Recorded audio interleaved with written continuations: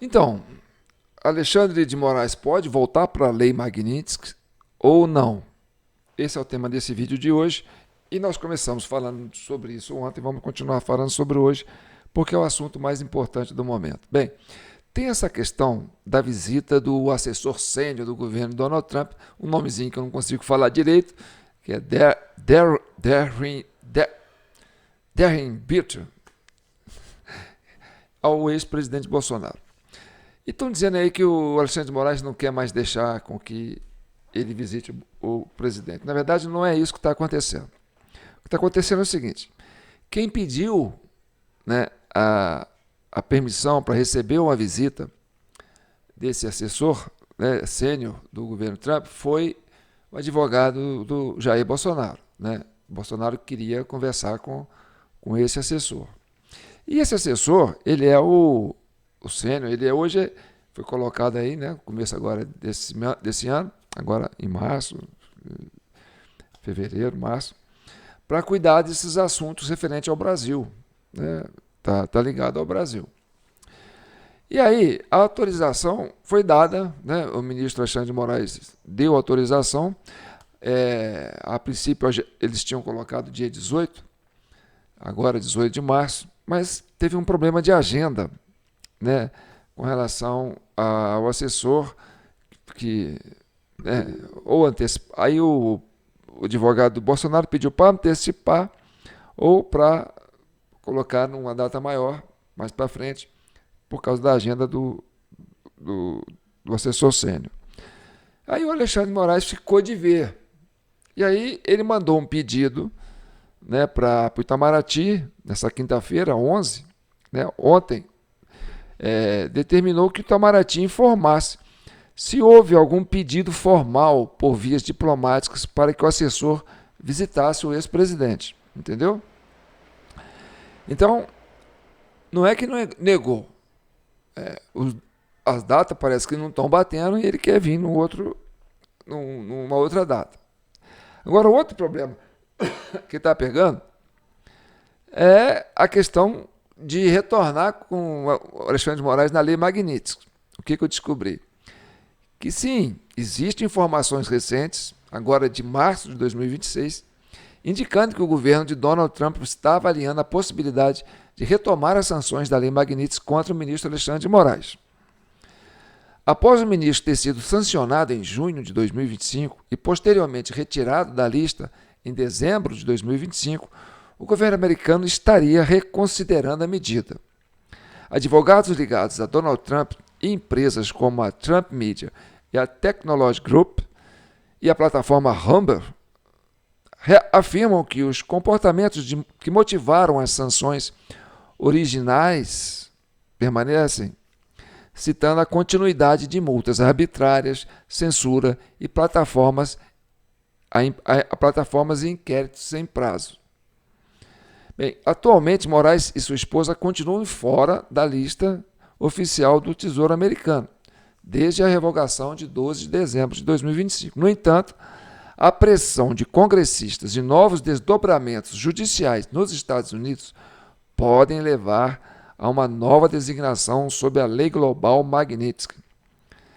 As sanções da Lei Magnitsky, se aplicadas, podem incluir o congelamento de bens nos Estados Unidos, proibição de entrada no território americano e restrições a transações financeiras em dólar. Bem, o Alexandre de Moraes, quando ele entrou na Lei Magnitsky pela primeira vez, isso lá em março, né? Como é que é? Quando que foi que ele entrou na Lei? Em junho, né? Em julho de 2025. O Alexandre de Moraes ele teve um apoio assim, quase institucional, né? Do STF, de parte da imprensa, né? Do governo e de alguns congressistas da base do governo. O Alexandre de Moraes, agora, né, ele está com o moral bem abalado com esse envolvimento aí no Banco Master, aquela coisa toda, a esposa dele, com o escritório lá de advocacia. Então, o Alexandre de Moraes, se voltar para a Lei Magnitsky agora, ele vai voltar muito mais fragilizado. Por quê? Porque o apoio que ele tinha, né, ele parece que não tem mais. E o que é que os americanos, na minha interpretação, o que falta, né, para Alexandre de Moraes você poder dormir sossegado no seu travesseiro. O que está pegando é que o Alexandre de Moraes é o operador, né, de um sistema de censura violento no Brasil, que é considerado por alguns, né, um instrumento para tomar o poder do Brasil e se sobrepor, entendeu? E isso está ligado a um gabinete que especificamente dele. Sobre o Alexandre de Moraes tem uma pirâmide construída, né, para dar uma estrutura de poder para ele, que deu esse poder para ele. Então, o governo americano está em cima disso. Eu vou ler o que está, né, o que tem, o que o Alexandre de Moraes construiu, né? Qual que é o império que Alexandre de Moraes construiu para ter esse poder de super-ministro. Então, essa estrutura que está por baixo dele, que é construída, que é derivado a ele, né, segundo o pessoal dos Estados Unidos, é que tem que ser desmanchado. Tem que acabar com isso, entendeu? Então, eu vou falar mais resumidamente aqui, fiz uma pesquisa, e eu achei sobre isso. Olha, isso está ligado ao Gabinete de Enfrentamento à Desinformação sob o comando de Alexandre de Moraes no Supremo Tribunal Federal. E durante sua gestão no Tribunal Superior Eleitoral não constituiu um único local fixo, mas sim uma rede de inteligência e colaboração com ramificações formais e informais entre as duas instituições, centrada nos inquéritos das fake news e das milícias digitais. Então, esse é o alvo do governo Trump, aonde está a lei Magnitsky. Não tem nada a ver, entendeu, com outras coisas que vocês estão pensando. É sobre essa estrutura de poder que Alexandre de Moraes construiu e que hoje ameaça a República Brasileira. Então, essa estrutura envolveu o uso da Assessoria Especial de Enfrentamento à Desinformação, a AED, do TSE, para produzir relatórios que abasteciam inquéritos no STF. Então, essa é uma estrutura física, né, e tem várias ramificações institucionais. Né? E o Alexandre de Moraes parece ter sido o arquiteto dessa estrutura, entendeu? Que está aí. Então, dessa estrutura que é vista pelos americanos como um centro de repressão, de censura, entendeu? De perseguir a oposição, de estabelecer aqui um regime autoritário, tem o Centro Integrado de Enfrentamento à Desinformação e Defesa da Democracia, SEDE, inaugurado em março de 2024 no TSE. Este centro funciona fisicamente na sede do Tribunal em Brasília. Ele foi projetado para atuar de forma coordenada com outros poderes, instituições públicas e privadas, visando combater discursos de ódio e desinformação eleitoral. Isso é a narrativa colocada dentro do contexto, mas na verdade é para combater a oposição, entendeu? É para restringir a participação da oposição. É um projeto de poder que está sendo colocado. E aí tem a Assessoria Especial de Enfrentamento à Desinformação, que é a AED, do TSE, composta por peritos criminais, servidores da Justiça Eleitoral e juízes auxiliares. Este núcleo funcionou como braço investigativo, produzindo relatórios de inteligência sobre postagens em redes sociais, monitoramento de opositores e aliados do ex-presidente Jair Bolsonaro. E tem também o Gabinete de Moraes no STF, que atuou como núcleo central de decisão, emitindo determinações, requisições e solicitações para a produção de relatórios, inclusive ordens informais via WhatsApp, trocada entre juízes e instrutores como Ailton Vieira e peritos do TSE como Eduardo Tagliaferro, que está aí denunciando isso tudo hoje. Entendeu? E as ramificações e parcerias que essa estrutura de Alexandre de Moraes, complexa e, né, criou. Tem o fluxo de informações. Relatórios eram frequentemente solicitados informalmente por assessores do ministro do STF a equipes de desinformação do TSE, fora do rito processual padrão. utilizando a estrutura da Justiça Eleitoral para investigar aliados de Bolsonaro no inquérito das fake news. O poder de polícia. O gabinete de Moraes argumentou que tais procedimentos foram regulares, alegando que o TSE tem poder de polícia e competência para realizar relatórios sobre atividades ilícitas, como desinformação, discurso de ódio eleitoral e ameaças à democracia. Esse é o contexto que estava lá. E as regularidades apontadas.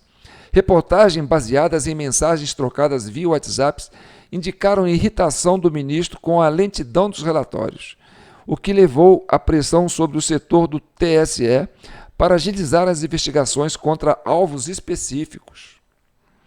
O conjunto de ações é parte das investigações sobre o núcleo da desinformação no STF, focado em atividades que, segundo a PGR, visaram atacar as instituições e a lisura eleitoral.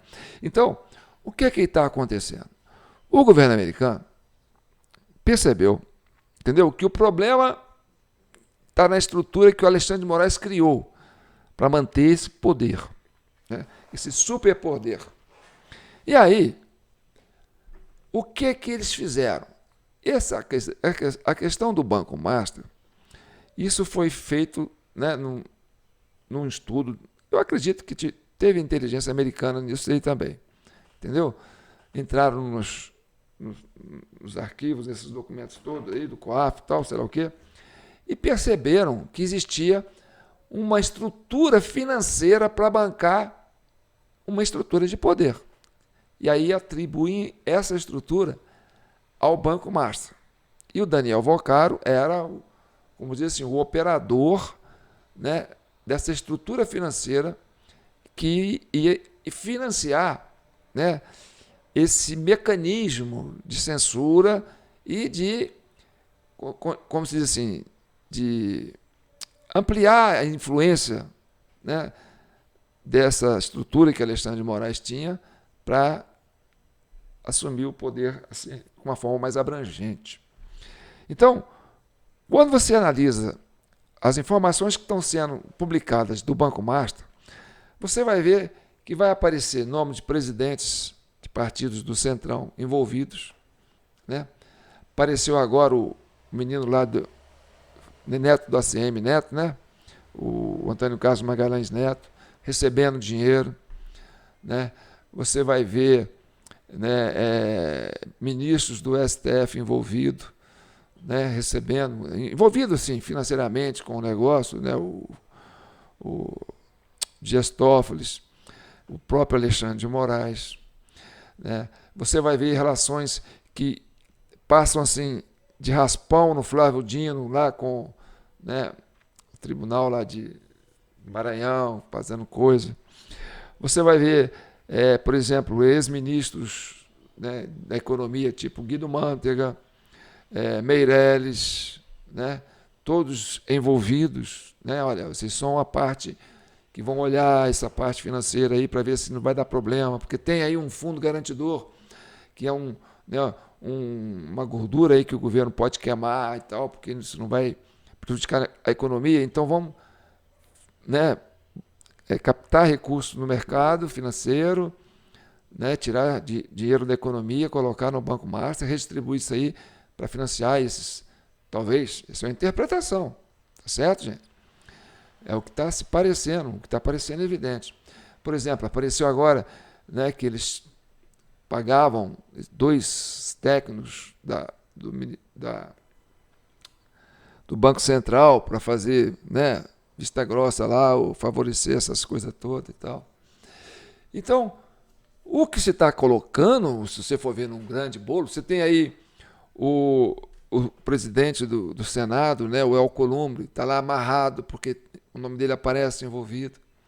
Se você for pegar o presidente da Câmara também. Então, o que se tem é que o Banco Master foi o operador financeiro, a fonte de renda para estruturar essa estrutura de poder que estava sendo colocada, né, para perseguir a oposição e para se manter, né, com o governo que está sendo colocado aí com o presidente Lula e o vice Geraldo Alckmin. Então, é muito complexo essa estrutura toda e ela não foi desmontada. E isso é uma preocupação de Donald Trump. Por quê? Porque estamos chegando na eleição. E eles têm todo um diagnóstico, né, de como aconteceu as eleições de 2022. Por exemplo, aquele engenheiro Carlos Rocha, do Instituto Voto Legal, que apresentou um relatório sobre as urnas na época, mostrou inconsistência, ou seja, era um homem que tem assim, né, expertise e logística, conhece o processo, né? E aí ele foi enquadrado dentro das fake news aí, ó. Por quê? Porque era um homem que já estava trazendo as informações e não podia, né? Então, o que aconteceu? Condenaram ele e o que ele fez? Sumiu do Brasil. Ele foi pinçado, deve estar aí reunido com algum técnico especialista na área de política externa, né, do governo americano, sei lá o quê, para falar, olha, lá no Brasil foi assim, foi assado, o negócio é esse, então tem que fazer isso lá para poder resolver. Então tem essa questão aí, né, para ser resolvida. E tem, por exemplo, né, o que eu citei na última fala aí, a questão do Vorcaro conversando com o Felipe, né, Luiz Felipe, que era o operador financeiro, né, que tinha uma turma que recebia dinheiro para fazer esse processo, né, de monitoramento de rede social e passar informações para o TSE e tal. Então, toda essa estrutura que foi criada, o governo americano está preocupado com isso. O senhor Alexandre de Moraes é o seguinte: tem uma estrutura embaixo de você aí, você criou, né, para aumentar suas influências aí e manter o poder. E aí é que nós estamos querendo ver como é que nós vamos fazer. Você vai manter isso, você vai desmontar isso, uma espécie de Gestapo, né? Você vai desmontar essa rede de influência, de poder, né, financiada talvez pela captação de recursos vindo pelo Banco Master. E aí, esse eu acho que é o calcanhar de Aquiles de Alexandre de Moraes. Entendeu? Então, o que pode estar vindo por aí pode estar relacionado a isso. Agora eu gostaria de saber o comentário de vocês a respeito disso, tá bom? Eu sou João Paulo Guimarães, falando direto de São João do Rei, capital brasileira da liberdade, que é Minas. E Minas é um estado de espírito, libertas ainda que é tardia. Esse é o vídeo 910 da CCI, Comissão Cidadã de Inquérito, criado para chegar à verdade, pacificar a nação brasileira. E estou deixando aí nossa chave Pix para vocês, né, sempre lembrando a turma e agradecendo a turma que já contribui e pedindo para vocês o que for possível para vocês comentarem, curtirem, compartilharem, né? Mas assim, não é para esparramar para o mundo inteiro não, tá? Porque esse aqui é um vídeo feito para os membros da Comissão Cidadã de Inquérito, porque eles têm essa prerrogativa, né, de manter esse canal para trazer a pacificação e trabalhar a verdade, né? Porque o que está acontecendo é o seguinte: o Alexandre de Moraes perdeu. Eu vou criar uma palavra aqui, não sei se ela existe, mas eu vou criar. Porque tem a narrativa, né? Por exemplo, a questão do 8 de janeiro. Para construir aquele 8 de janeiro, até agora, né, apareceu um agente do GSI morto lá dentro da Alvorada. E aí fala que é suicídio, né? Assim como o do Luiz Felipe, lá preso, fala que é suicídio. Então, na época do 8 de janeiro, né, e olha só, quando a gente fala do 8 de janeiro, a gente fala do GSI, do G. Dias.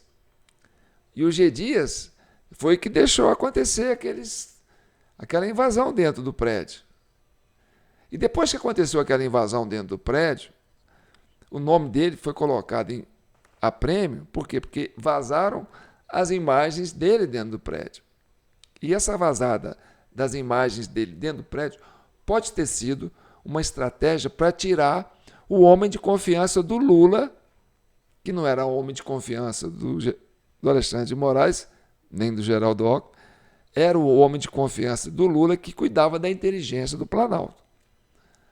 E aí o Lula viaja para fora na época, o vice, né, Geraldo Alckmin, fez uma remodelação e trocou lá, né, o GSI, lá, o pessoal de lá. Então, agora você tem, né, o Lula e o Alckmin, duas forças antagônicas que se uniram a partir desse entendimento construído nessa pirâmide estrutural de poder. Eles eram antagônicos. E agora, com esse desmoronamento, né, desse núcleo, dessa estrutura, esse antagonismo pode estar se fortalecendo, não sei. Né?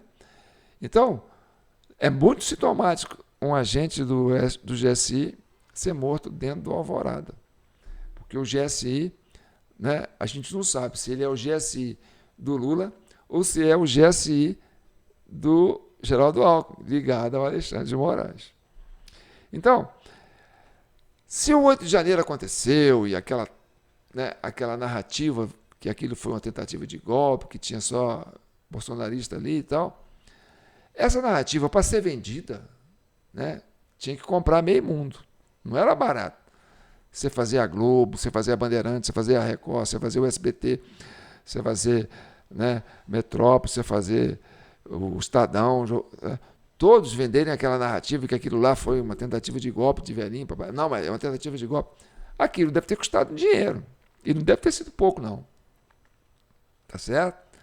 Agora, como se banca isso aí não sei se o Banco Master fazia parte disso. Mas eu sei que foi uma narrativa que custava dinheiro. Então, agora, com essa questão do Banco Master soltando a foto e colocando a cabeça do Alexandre de Moraes do lado de fora, Dias Toffoli e outros, né, tá, como diz assim, está dissecando, né, esse esqueleto, né, o Alexandre de Moraes, ele perdeu o que eu chamo de... você tem uma narrativa, mas é uma narrativa, é uma história que você criou. Mas aí você fala, não, a imprensa toda vai vender essa história, porque nós estamos com todo mundo fechado com a gente. Então, todo mundo vende essa história. Então, eu tenho uma narrativa, vou vender essa narrativa, ela é frágil, mas é uma narrativa, vou vender, e a imprensa vai comprar essa narrativa. E aí, como se fala, né? Uma mentira contada 1000 vezes vira verdade. Então, agora, com o desmonte, o Alexandre de Moraes isolado, o Alexandre de Moraes perdeu a narrativacional. O que é a narrativacional? Ou seja, a imprensa, do modo geral, que comprou a narrativa do 8, vendeu a narrativa do 8 de janeiro, né? Agora não tem dinheiro para comprar essa narrativa que vai salvar o Alexandre de Moraes do Banco Master. Então, por quê? Porque talvez não esteja chegando dinheiro para essas mídias, né? Quer dizer, a motivação das mídias de vender a narrativa do Alexandre de Moraes acabou. Por quê? Porque o dinheiro não está chegando. Então, acabou a narrativacional, a motivação para continuar vendendo a narrativa furada. E o Alexandre de Moraes, quando vai falar assim, não, aquele contrato da minha esposa tem lá essa prestação de serviço. Aí a imprensa pega e vai, peraí, mas isso aí não quer dizer nada. O telefone que o Vorcaro mandou, trocou aquelas mensagens, não foi direcionado a mim. Aí o pessoal, essa narrativa não cola e tal. Ou seja, acabou, né, a narrativacional, acabou o motivo para que a imprensa comprasse as suas narrativas. Entendeu? Então, esse é o comentário de hoje. Vamos ver se o ministro vai para a Lei Magnitsky, se ele desmonta essa estrutura, né, que ele criou de censura, e se a gente vai conseguir ir para as eleições livres esse ano. Fiquem com Deus. Um abraço.